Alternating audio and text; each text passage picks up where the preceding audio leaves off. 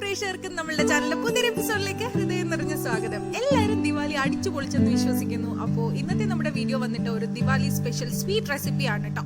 വിഭവത്തിന്റെ പേര് roasted banana എന്നാണ്. വളരെ ഈസി ആയിട്ട് ഉണ്ടാക്കാം, അതുപോലെ ടേസ്റ്റിയാണ്, ഹെൽത്തിയുമാണ്. വിരുന്നുകാരൊക്കെ വന്നിരിക്കുമ്പോൾ പെട്ടെന്ന് കോൺഫിഡന്റ് ആയിട്ട് തയ്യാറാക്കി കൊടുക്കാൻ പറ്റുന്ന ഒരു വിഭവമാണ് കേട്ടോ.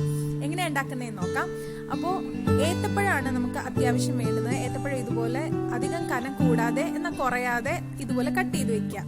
ശേഷം നമുക്കൊരു പാൻ എടുത്തിട്ട് അതിലേക്ക് വെളിച്ചെണ്ണ ഒഴിച്ച് നന്നായിട്ട് ചൂടാക്കണം. നന്നായിട്ട് തിളച്ച വെളിച്ചെണ്ണയിലേക്ക് നമ്മളുടെ നേന്ത്രപ്പഴം അരിഞ്ഞത് കുറേശ്ശെയായിട്ട് ചേർത്ത് കൊടുക്കാം.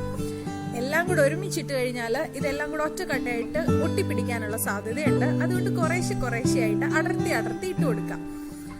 ഇപ്പൊ നോക്കിക്കേ, നമ്മളുടെ ബനാനയുടെ ചെറിയ കളറൊക്കെ മാറി വന്ന് തുടങ്ങിയിട്ടുണ്ട്. അതുപോലെ തന്നെ അതിന്റെ പരുവവും ഒന്ന് ഷ്രിങ്ക് ആയിട്ട് നല്ല സോഫ്റ്റ് ആയിട്ട് നമുക്ക് തോന്നും. അത് ആ സമയമൊക്കെ ആകുമ്പോഴത്തേനും നമുക്ക് തിരിച്ചൊക്കെ ഇട്ട് നമുക്ക് ഇതുപോലെ ഇങ്ങനെ അടർത്തി എടുക്കാവുന്നതാണ്. ഒട്ടിപ്പിടിച്ചിട്ടുണ്ടെങ്കിൽ ഒട്ടിപ്പിടിക്കാതെ പ്രത്യേകം ശ്രദ്ധിക്കുന്നതായിരിക്കും നല്ലത്. അപ്പോൾ ഓരോന്നോരോന്ന് എടുത്ത് കഴിക്കാനും നല്ല രസമായിരിക്കും. അതുകൊണ്ട് ഒട്ടിപ്പിടിക്കാതെ ഇങ്ങനെ ഒന്ന് ഇളക്കി കൊടുക്കാം. നോക്കിക്കേ, ഇതിന്റെ കളറൊക്കെ മാറി നല്ല റോസ്റ്റഡ് ടിന്റിലേക്ക് വരുന്നുണ്ട്. അപ്പൊ അതുവരെ നന്നായിട്ട് ഇതുപോലെ ഇളക്കി കൊടുക്കാം. ഇപ്പൊ നമ്മളുടെ ബനാന നന്നായിട്ട് റോസ്റ്റ് ആയിട്ട് വന്നിട്ടുണ്ട്. കരിഞ്ഞു പോകാതെ പ്രത്യേകം ശ്രദ്ധിക്കണം കേട്ടോ. അപ്പം നിങ്ങളുടെ ഫ്ലെയിമിനനുസരിച്ച് കൂട്ടിയും കുറച്ചും ഒക്കെ വെച്ചിട്ട് നമുക്ക് ഇത് റോസ്റ്റ് ചെയ്തെടുക്കാവുന്നതാണ്. ഇപ്പം നന്നായിട്ട് റോസ്റ്റ് ആയിട്ട് വന്നിട്ടുണ്ട് നമ്മുടെ ബനാന. അപ്പൊ നമുക്ക് ഇത് കോരാവുന്നതാണ് കേട്ടോ. ഒരു പ്ലേറ്റിലേക്ക് സെർവ് ചെയ്തെടുക്കാവുന്നതാണ്. അതിന് ശേഷം അതിന്റെ മേളിൽ ഇതുപോലെ പഞ്ചസാര ഇങ്ങനെ വെതറി കൊടുക്കണം. നല്ല ചൂട് പഴം ആയതുകൊണ്ട് തന്നെ ആ പഞ്ചസാര അധികം വൈകാതെ തന്നെ ഉരുകി അതിലേക്ക് അലിഞ്ഞു ചേരും. നല്ല സ്വാദായിരിക്കും.